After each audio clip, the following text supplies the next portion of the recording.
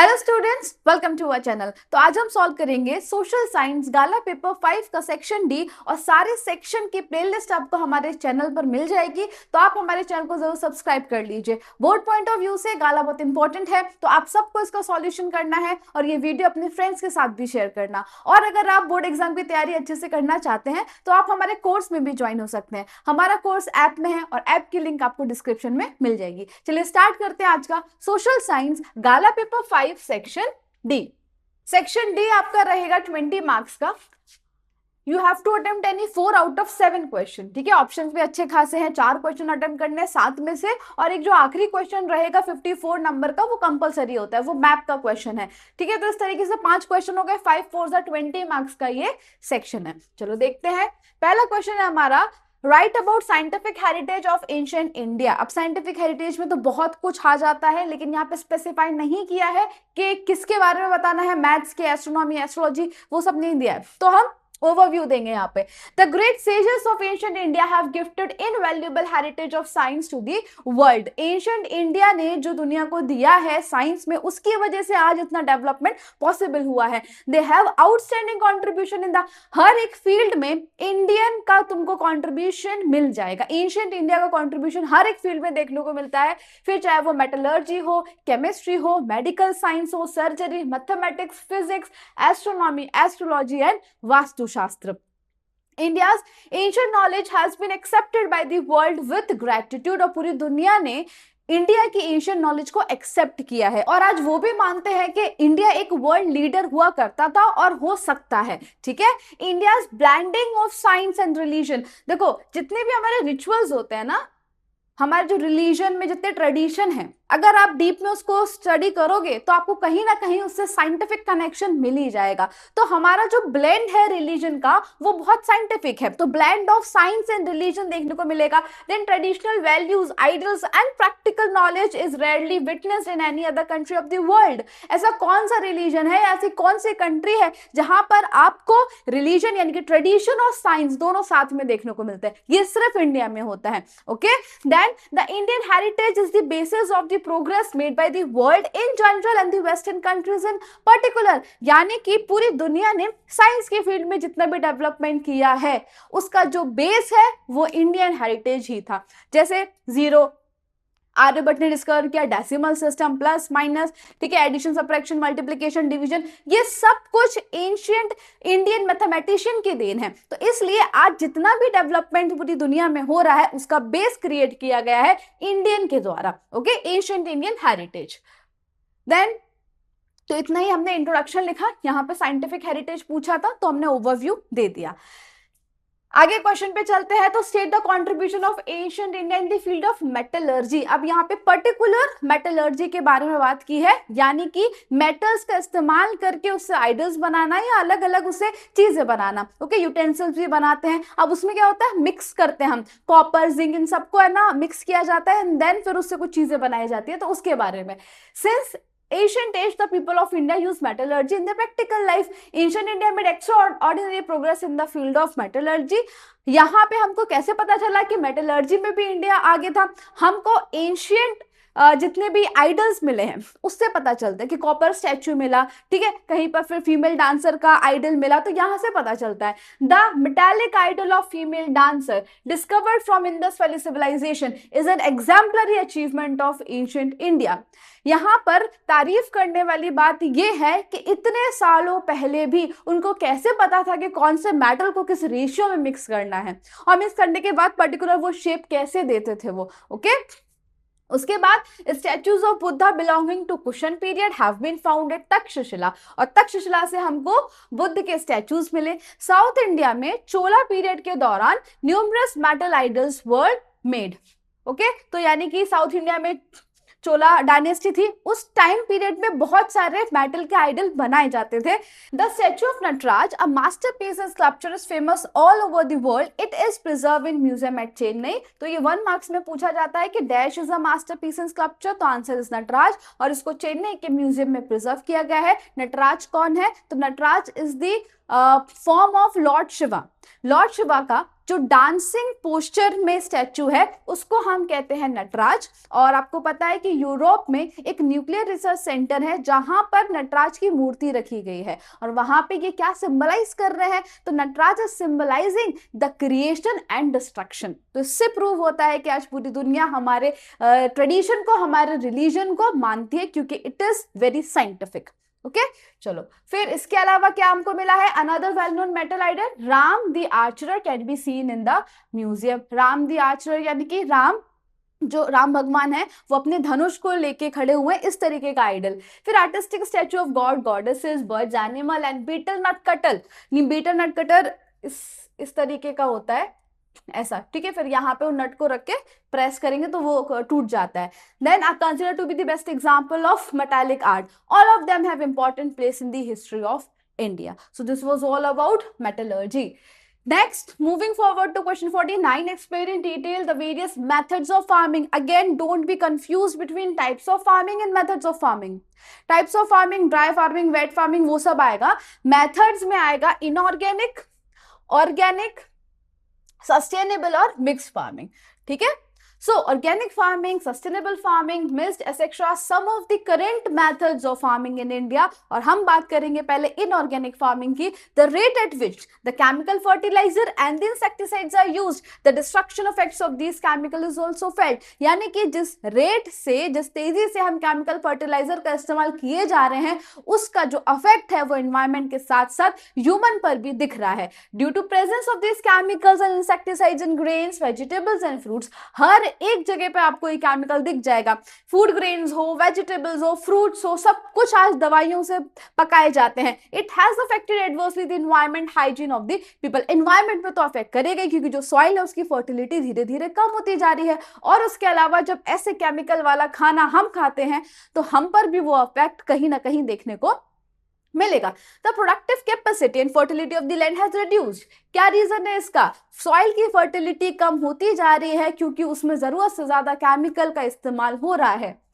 Due to which the crop production of the land and its quality reduce over a long run. क्या बोल रहा है? अभी तो पता नहीं चलेगा, लेकिन धीरे धीरे एक टाइम ऐसा आएगा कि जब सॉइल में फर्टिलिटी होगी ही नहीं, उसमें किसी भी तरह का प्रोडक्शन करने की कैपेसिटी ही नहीं होगी, है ना। तो लॉन्ग रन में इसके इफेक्ट्स हमको देखने को मिलेंगे।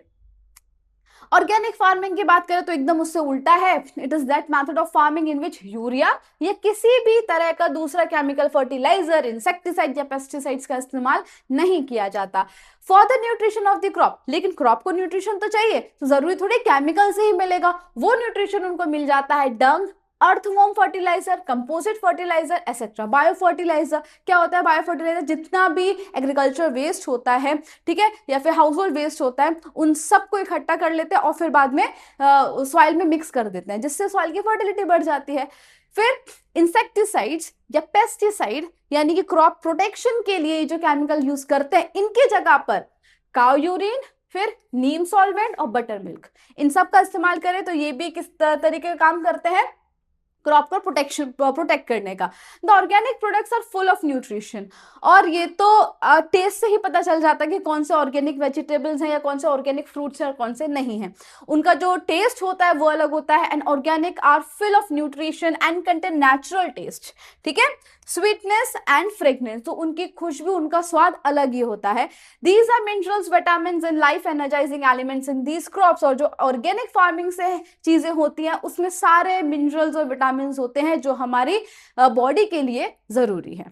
ओके, फिर तीसरा है सस्टेनेबल फार्मिंग, यानी कि in order to see that the soil sustain, यानी कि हमको बचाना है। किसको बचाने की बात हो रही है यहाँ पे? सॉइल को, मिट्टी को बचाने की बात हो रही है।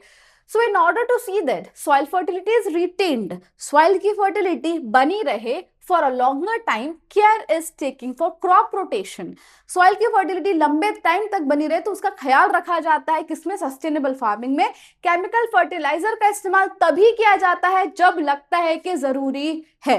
इनऑर्गेनिक में तो हर बार का है, जितनी बार बीज बोया जाएगा उतनी बार केमिकल फर्टिलाइजर यूज करेंगे ही करेंगे। लेकिन सस्टेनेबल में देखो, क्योंकि फर्टिलाइजर के बिना प्रोडक्शन इतना नहीं पॉसिबल है, हमारी डिमांड इतनी ज्यादा है कि उस स्पीड के साथ अगर प्रोडक्शन करना है तो फर्टिलाइजर का इस्तेमाल करना पड़ रहा है, मजबूरी हो चुकी है। लेकिन सस्टेनेबल फार्मिंग में कैसा होता है कि यूज करेंगे पर इस तरीके से नहीं, जो रेट है यूज करने का वो कम हो जाएगा, अगर लगता है कि करना चाहिए तभी यूज होता है। फिर चौथा है मिक्स फार्मिंग।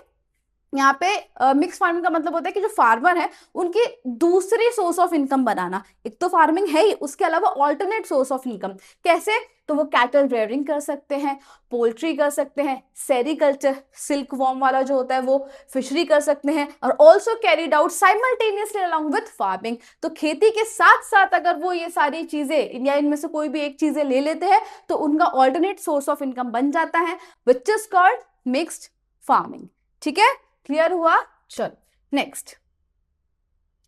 ये क्वेश्चन करने से पहले आपको बता दूं कि अगर आपको इसका सॉल्यूशन चाहिए तो वो हमारी ऐप में पीडीएफ के फॉर्म में आपको बिल्कुल फ्री ऑफ कॉस्ट मिल जाएगा। ठीक है, तो आप हमारी ऐप डाउनलोड करके सॉल्यूशन ले सकते हैं। Okay, now moving forward to question 50, state the technical reforms made in agricultural field in India.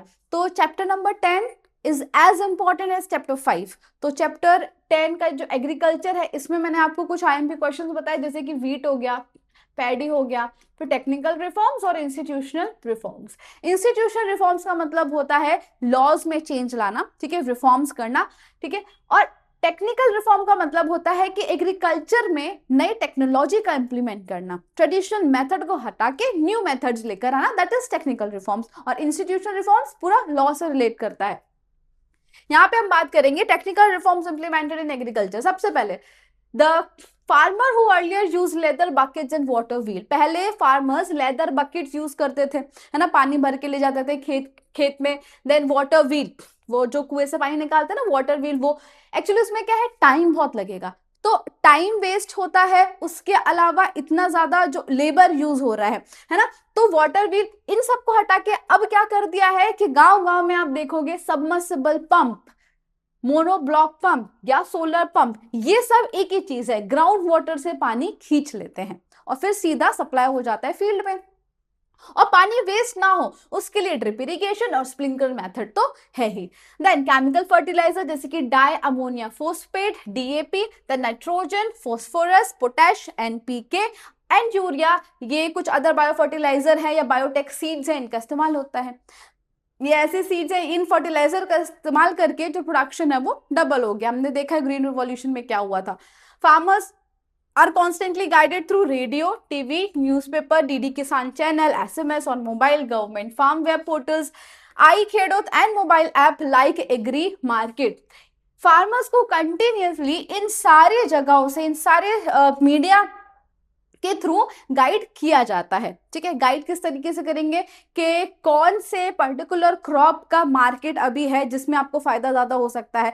फिर दूसरा, वेदर फोरकास्टिंग से रिलेटेड सारी चीजें बताई जाती हैं ताकि वो कोई भी नुकसान से बच सके। तो यहाँ पे उनको फार्मर्स को सारी अपडेट दे दी जाती है। New agriculture researches and new techniques are convey to the farmers in the village by Gram Sevak. तो हर एक गांव में एक को भेज दिया जाता है ग्राम सेवक के तौर पे, जो सारे फार्मर्स को नई टेक्नोलॉजी के बारे में बताता है और अगर वो इसको इंप्लीमेंट करेंगे तो उनको क्या फायदा होगा वो समझाता है। ठीक है, वरना ट्रेडिशनल मेथड से लोग ऊपर ही ना आए जब तक उनको नई चीजों के बारे में सिखाया नहीं जाएगा और उसका फायदा नहीं बताया जाएगा तब तक, इसलिए ग्राम सेवक को भेजा जाता है। फिर A farmer training center is established in every district headquarter wherein the farmers are giving training। और अब फार्मर ट्रेनिंग सेंटर भी एस्टैब्लिश किए गए हैं जहां पे फार्मर्स को ट्रेनिंग दी जाती है ना, किस तरीके से वो ज्यादा कमा सकते हैं, उनका जो क्रॉप है वो किस तरीके से उनका प्रोडक्शन वो बढ़ा सकते हैं, मार्केट में कैसे अपने प्रोडक्ट को बेच सकते हैं, ये सारी चीजें सिखाई जाती हैं। Then recent information and guidance are provided to farmers through agriculture fairs in Gujarat. और एग्रीकल्चर फेयर्स लगते रहते हैं जिसमें अलग अलग गाँव के जो फार्मर्स है वो आते हैं, इंफॉर्मेशन लेते हैं अपने प्रोडक्ट के बारे में और क्या डेवलपमेंट वो कर सकते हैं उससे related. Agriculture universities are establish at Dantewada, Junagadh, Anand and Navsari in Gujarat.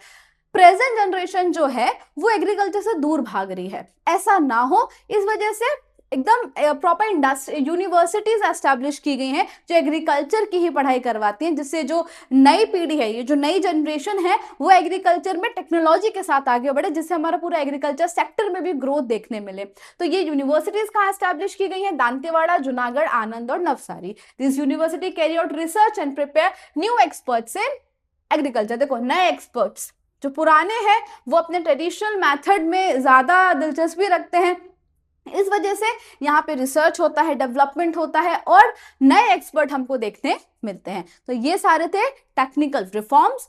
Now institutional working on agriculture research eight national level, ये मैंने इसलिए देके रखा है, 4 मार्क्स का क्वेश्चन था तो पूरा एक्सप्लेन कर दिया है, और ये आपको अलग से हो सकता है कि 1 मार्क्स में पूछ ले। तो ऐसा कौन से इंस्टीट्यूशंस हैं जो नेशनल लेवल पर काम कर रहे हैं एग्रीकल्चर रिसर्च के लिए? तो 2 हैं। पहला ICAR, फुल फॉर्म याद रखना है, Indian council for agriculture research, और दूसरा है DARE, department of agriculture research and education.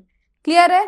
चलो नेक्स्ट क्वेश्चन 51 है, explain the concept of world labour market. Globalisation के बाद हमने देखा था कि flow of goods, services, labour और टेक्नोलॉजी, इन सब का फ्लो आसान हो गया है, जिसमें से जो नुकसान हमको देखने को मिला है वो है labour.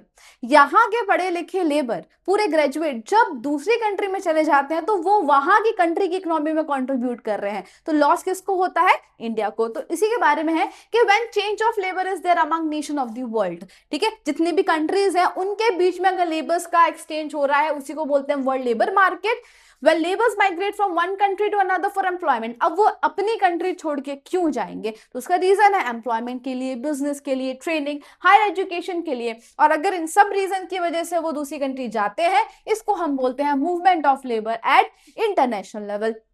Now workout of brain power, what do mean by brain power? जब हम यहाँ पर अपनी कंट्री में पढ़ लिख चुके हैं, हमने जितनी भी स्किल हमने सीखी है वो अपनी ही कंट्री में सीखी है, लेकिन जब कंट्रीब्यूशन की बात आई तो हम दूसरी कंट्री चले गए, and this is what we call brain drain या workout of brain power. For education, higher technical education, क्यों चले जाते हैं लोग? एजुकेशन के लिए, आगे पढ़ने के लिए, टेक्निकल नॉलेज के लिए, and skill development in search of more income, फिर more facility, better jobs, is brain drain और माइग्रेशन एट इंटरनेशनल लेवल। ठीक है, तो इन सब चीजों की वजह से अगर माइग्रेट कर रहे हैं उसको हम कहेंगे ब्रेन ड्रेन। जैसे कि आपने देखा होगा नासा में कितने सारे इंडियंस हैं, तो वो अपनी स्किल का इस्तेमाल, अपने दिमाग का इस्तेमाल दूसरी कंट्री के लिए कर रहे हैं, ना कि इंडिया के लिए। तो this is brain drain. Because of increasing social status recently country wise mobility of labour become popular in a noteworthy manner. अब कैसा हो गया है कि स्टेटस सिंबल समझने लगे हैं लोग कि हमारा बेटा तो फॉरेन रहता है, या फिर हमारे बच्चे तो फॉरेन जा रहे हैं, वहां शिफ्ट हो रहे हैं। तो एक ये जो माइंडसेट है, इसकी वजह से भी हमको ये प्रॉब्लम फेस करनी पड़ रही है। Okay, Then due to permanent settlement of intelligent talented people, यहां से अगर पढ़े लिखे लोग, स्किलफुल, टेक्निकली स्किल्ड लोग चले जाते हैं, ठीक है, देखो, due to permanent settlement of intelligent and talented people abroad, India loses its potential citizens. और जब इतने होशियार लोग यहाँ से चले जाते हैं तो हमारे लिए, यानी कि इंडिया के लिए वो लॉस है, क्योंकि हमने हमारे पोटेंशियल सिटीजन्स को खो दिया। In present time, demand for people having knowledge and skill in IT sector, information technology का आपको पता है कितना ज्यादा डिमांड है। तो ऐसे लोग जो IT में बहुत अच्छे हैं, ठीक है, टेक्निकल फील्ड में बहुत अच्छे हैं, इनका डिमांड बढ़ रहा है।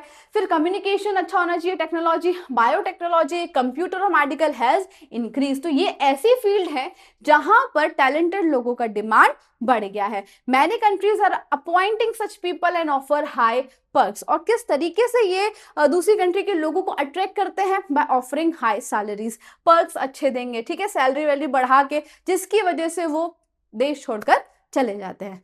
ओके, चलो नेक्स्ट।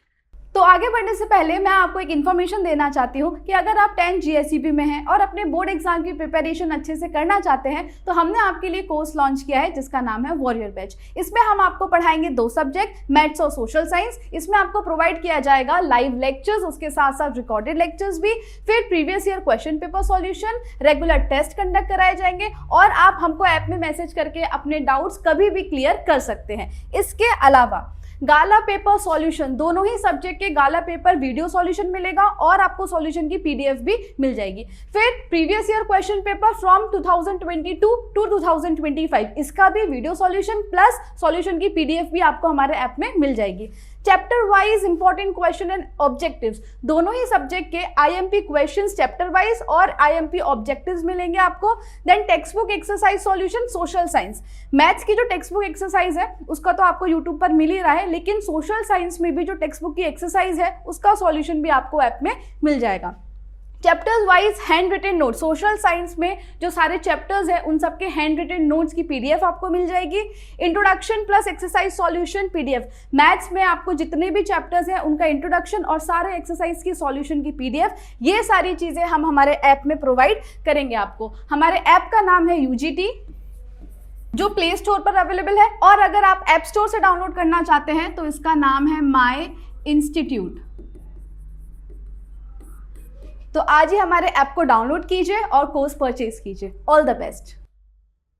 52 है सजेस्ट या discuss any 4 major to reduce unemployment. इसमें एक क्वेश्चन ये भी है कि अनएम्प्लॉयमेंट क्या होता है और उसके टाइप्स क्या है, वो भी पढ़ लेना। अनएम्प्लॉयमेंट का मतलब पहले तो समझो, 15 से लेकर 60 साल एज ग्रुप यही होगा। 15 से नीचे 60 के ऊपर के लोगों को हम अनएम्प्लॉयड नहीं कहेंगे, है ना। तो पहले तो एज ग्रुप होता है। उसके अलावा दूसरा फैक्टर क्या है, अगर हम विलिंगली घर पर बैठे हैं, यानी कि अगर किसी को काम नहीं करना, तो वो भी अनएम्प्लॉयड नहीं कहलाएगा। अनएम्प्लॉयड कौन होगा, जो काम ढूंढ रहा है, जिसको काम करना है, वो कैपेबल है, जो भी उसको वेज रेट मिलेगा उसमें वो काम करने के लिए रेडी है, लेकिन काम नहीं मिल रहा है, उसी को हम कहेंगे unemployed. Okay, now following are the measures taking to reduce unemployment. क्या है पहला, new field should be open for fast and balanced economic development along with development in agriculture sector.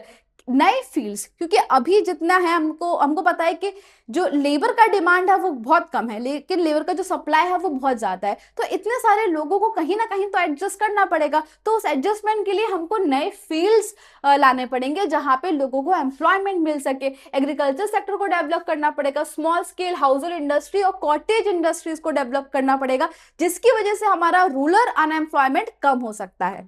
फिर दूसरा, गवर्नमेंट शुड ले stress on development of units using labour intensive method. अगर हर जगह हम capital intensive method लाने लगे तो लोगों की जरूरत ही नहीं रहेगी, और लोगों की जरूरत नहीं है, यही रीजन है कि अनएम्प्लॉयमेंट बढ़ता जा रहा है। तो हमको क्या मेथड यूज करना है, लेबर इंटेंसिव, जहां पे लोग ज्यादा इस्तेमाल हो सके। For production of consumer goods, small and cottage industry, handloom and handicraft, इन सारी इंडस्ट्रीज में हम लेबर इंटेंसिव मेथड यूज करें ताकि अनएम्प्लॉयमेंट कम हो जाए। To bring new land under cultivation, already जो है उसमें तो हमको पता है एग्रीकल्चर में डिसगाइज्ड अनएम्प्लॉयमेंट देखने को मिलता है, इतने लोगों की जरूरत है नहीं जितने लोग एक्चुअल में काम कर रहे हैं, तो इसलिए नए लैंड को कल्टीवेशन के अंदर लाना। Arranging water and electricity for every field, her field तक वाटर और इलेक्ट्रिसिटी अगर पहुंचेगी तो प्रोडक्शन भी अच्छा खासा होगा। Small and big irrigation scheme dam, अब इरिगेशन फैसिलिटी नहीं है तो भी एग्रीकल्चर पूरा खराब हो जाता है, तो इरिगेशन फैसिलिटीज छोटे से छोटे जगह तक पहुंचाना। फिर check dam, ponds, canal, tubewells, activities of construction of roads, activities related to agriculture, poultry, fishery, cattle rearing, dairy industry, programme of afforestation. आप देख रहे हो कि इतने सारे पॉइंट्स लिखे हुए हैं और ये सारे पॉइंट्स रूरल अनएम्प्लॉयमेंट से रिलेटेड है ना। तो दिक्कत ये है कि अगर हम रूरल अनएम्प्लॉयमेंट को नहीं देखेंगे तो रूरल का जो क्राउड है वो अर्बन शिफ्ट हो जाता है ना। इसलिए अनएम्प्लॉयमेंट रिड्यूस करने के लिए हम पहला स्टेप ना रूरल से ही शुरू करेंगे। हम हमारे अगर एग्रीकल्चर सेक्टर को और डेवलप करते हैं और स्ट्रॉन्ग बनाते हैं तो उधर के लोगों को माइग्रेट होना ही नहीं पड़ेगा शहर में, तो शहर का जो अनएम्प्लॉयमेंट है वो ऑटोमेटिकली थोड़ा कम हो जाएगा। इसलिए आप देखो सारे पॉइंट्स में फोकस कहाँ दिया जा रहा है, labour intensive, small scale industries, cottage industry, फिर चेक डैम बनवाना, ये पॉन्ड्स, कैनाल, ट्यूबवेल्स, ताकि एग्रीकल्चर सही रहे, एग्रीकल्चर में किसी तरह की दिक्कत ना आए। क्योंकि अगर ये खराब हो जाएगा ना ये वाला सेक्टर, तो फिर सारा जो क्राउड है वो शिफ्ट हो जाता है शहर में, तो वहां का अनएम्प्लॉयमेंट बढ़ जाता है। डेयरी एक्टिविटी, डेयरी इंडस्ट्री हो गया, ठीक है। ये सारे प्रोग्राम्स अगर हम चालू करेंगे तो we can reduce unemployment to some extent. In order to sustain human development in rural areas, again, health, education, pure drinking water, basic needs तो पूरा करो। अगर बेसिक नीड्स पूरी होंगी देन वो कैपेबल होंगे कुछ करने के लिए। न्यूट्रिशियस फूड मिले, electricity, roads, banking, insurance, internet, communication और एंटरटेनमेंट में improvement, development of local industry, encouraging them, adopting employment oriented programmes should be undertaking. और गांव में ऐसे प्रोग्राम्स हमको अडॉप्ट करने चाहिए जो एम्प्लॉयमेंट ओरिएंटेड हो, जैसे कि मनरेगा एक एग्जाम्पल है। In order to decrease educated unemployment, अब ये एक नई प्रॉब्लम खड़ी हुई है, यानी कि पढ़े लिखे तो हैं लेकिन नौकरी नहीं मिल रही है। इसका रीजन ये है कि थियोरेटिकल नॉलेज है पर प्रैक्टिकल नॉलेज नहीं है, स्किल नहीं है। And unemployment among youth, skill should be develop. ठीक है, अगर एजुकेटेड अनएम्प्लॉयमेंट कम करना है तो स्किल बढ़ानी पड़ेगी। Employment should be provided as per the qualification, और तुम्हारा जो एम्प्लॉयमेंट है वो तुम्हारे क्वालिफिकेशन के हिसाब से होगा। Such type of business oriented या technical education policy should be adopted. देखो बात कर दी ना यहाँ पर टेक्निकल एजुकेशन की, क्योंकि थियोरेटिकल नॉलेज प्रैक्टिकल वर्ल्ड में काम नहीं आती। जब आप सच में जॉब ढूंढने के लिए मार्केट में निकलेंगे तब आपको पता चलेगा कि टेक्निकल नॉलेज की वैल्यू क्या है ना। आप थियोरेटिकल आपको कितना भी आता हो लेकिन अगर वो चीज आप इंप्लीमेंट नहीं कर सकते तो फिर आपकी कोई वैल्यू नहीं है। ठीक है, सो टेक्निकल एजुकेशन अडॉप्ट करना चाहिए जिसकी वजह से we can produce skilled artisans. Okay, ताकि हमारे जो यंगस्टर्स हों वो स्किल्ड हों और उनको एम्प्लॉयमेंट आसानी से मिल जाए।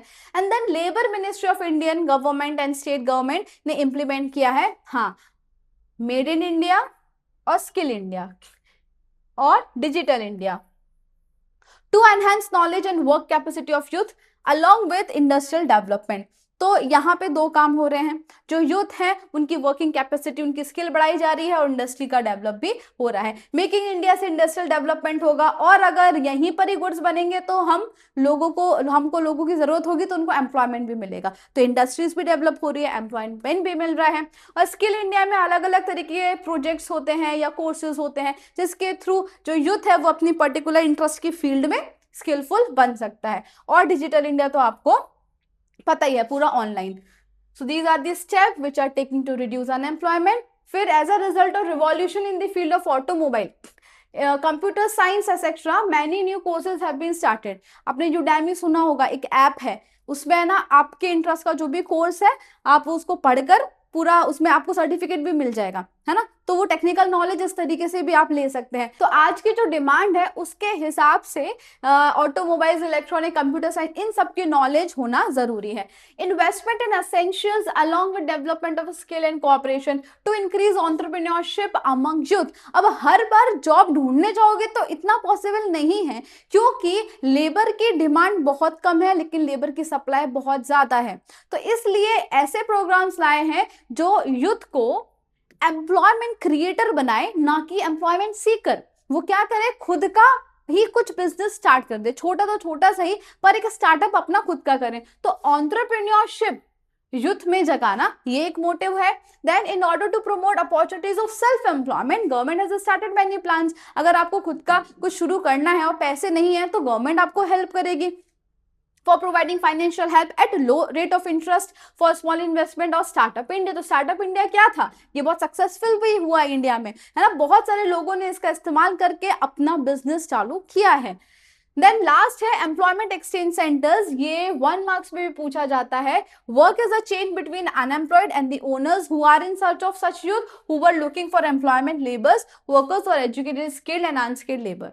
ये एक ब्रिज की तरह काम करता है। यहां पर वो लोग हैं, कौन, एम्प्लॉयर्स, जो ऐसे यूथ को ढूंढ रहे हो, या तो वो स्किलफुल हो या ना स्किलफुल हो, चलेगा, जॉब रिक्वायरमेंट के हिसाब से डिपेंड करता है। और इधर पर वो यूथ है जो जॉब ढूंढ रहे हैं।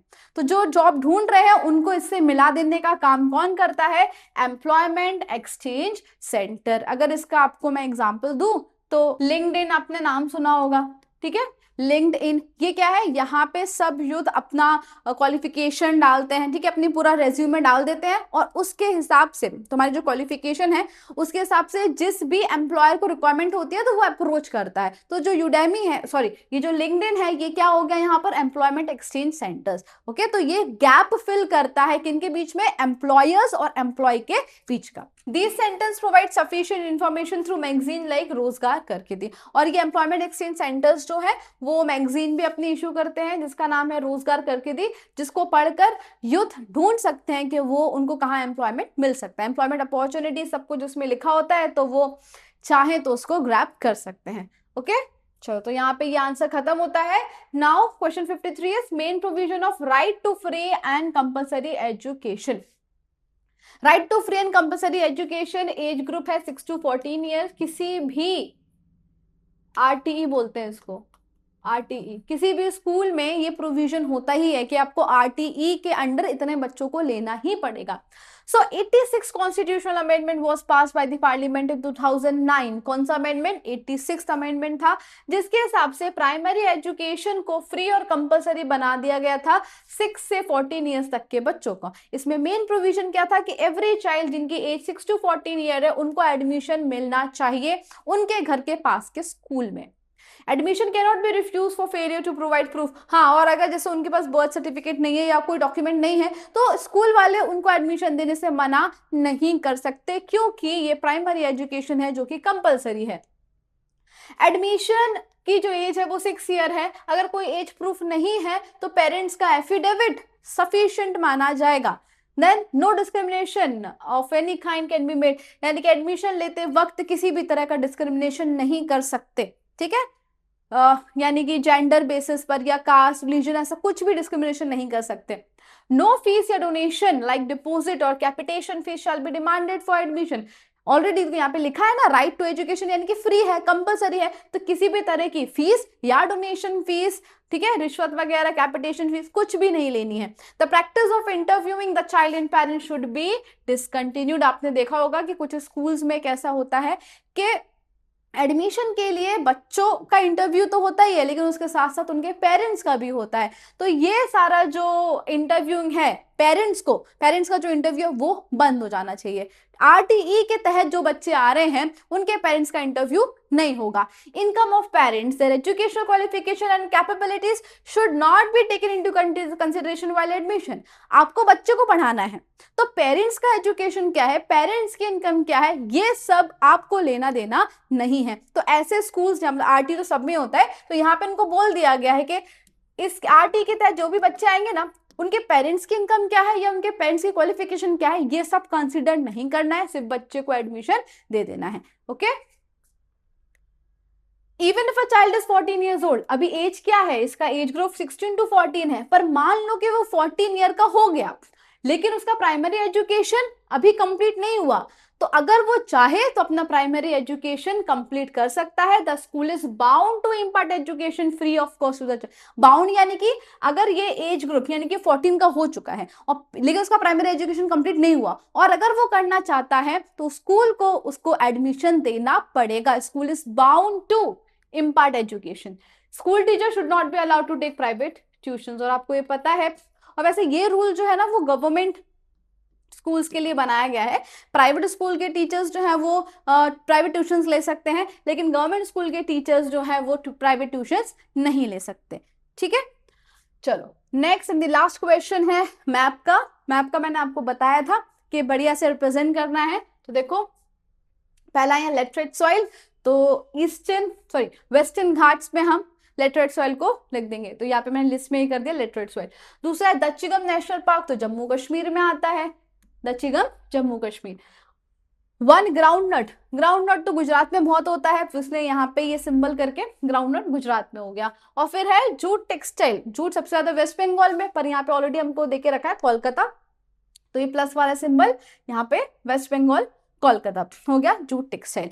फिर से बोल रही हूँ कि अगर आपको इंडिया का मैप नहीं आता तो पहले आप वो पढ़ो, सारे स्टेट्स कहाँ हैं वो पता होना चाहिए, वरना स्टेट्स ही पता नहीं होगा। आपको पता है कि ये कहाँ है, जैसे ये नहीं गिवन होता तो आप कोलकाता ही करते, आपको यही नहीं पता कि वेस्ट बंगाल का है, तो ना गलत मार्किंग हो जाएगी। तो मैप करने से पहले अगर आपको नहीं आते हैं तो पूरे इंडिया पॉलिटिकल मैप को स्टडी करना। ठीक है, तो इसी के साथ हमारा गाला पेपर 5 का सेक्शन डी खत्म होता है। आई होप आपको समझ में आया होगा। कोई भी डाउट्स है आप कमेंट सेक्शन में पूछ सकते हैं। वीडियो पसंद आया हो do like share and subscribe our channel. Thank you.